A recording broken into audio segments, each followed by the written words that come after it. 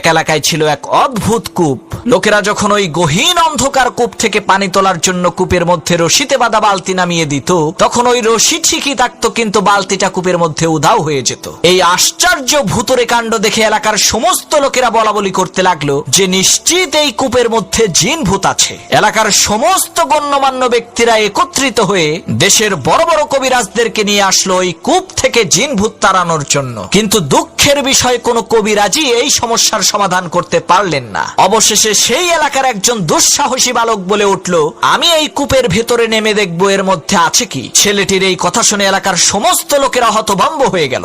সকলেই তাকে বলতে লাগলো, ভাই এই কাজ করা তোমার মোটেও ঠিক হবে না, এটা কিন্তু তোমার আত্মহত্যার শামিল। তখন সেই ছেলেটি বলল, ইনশাল্লাহ আমার কিছুই হবে না, তবে আমার একটা শর্ত হচ্ছে, যেই রশিটা আমি মাজায় বেঁধে এই কূপের মধ্যে নামবো, ওই রশিটা তোমাদের সাথে আমার পিতাও যাতে ধরে রাখে। এলাকাবাসী বলল, এটা আবার কোনো শর্ত হলো নাকি? ঠিক আছে, তোমার পিতাও আমাদের সাথে রশিটা ধরবে, কোনো চিন্তা করবা না। কথা অনুযায়ী মাজায় রশি বেঁধে সেই ছেলেটি কূপের মধ্যে নেমে দেখতে পেল কূপের মধ্যে একটি বান্দর বসে আছে। তখন সেই ছেলেটি বুঝতে পারলো, আরে এই বান্দরটাই তো কূপ থেকে পানি উঠানোর সময় রশি থেকে বালতিগুলোকে খুলে রাখতো। তখন সেই ছেলেটি বান্দরটিকে কাঁধে নিয়ে ওই অন্ধকার কূপের নিচ থেকে চিৎকার দিয়ে বলে উঠলো, আমাকে উপরে তোলো। তখন লোকজন রশি টেনে কূপের মধ্য থেকে তাকে আস্তে আস্তে উপরে উঠাতে লাগলো। এমন সময় ওই গহীন কূপের অন্ধকার ভেদ করে উঠে আসা ছেলেটির কাঁধে থাকা বান্দরের চেহারা দেখে লোকজন চিৎকার চেঁচামেচি করে বলতে লাগলো, আরে কূপের মধ্য থেকে ভূত উঠে আসছে রে, সবাই পালা।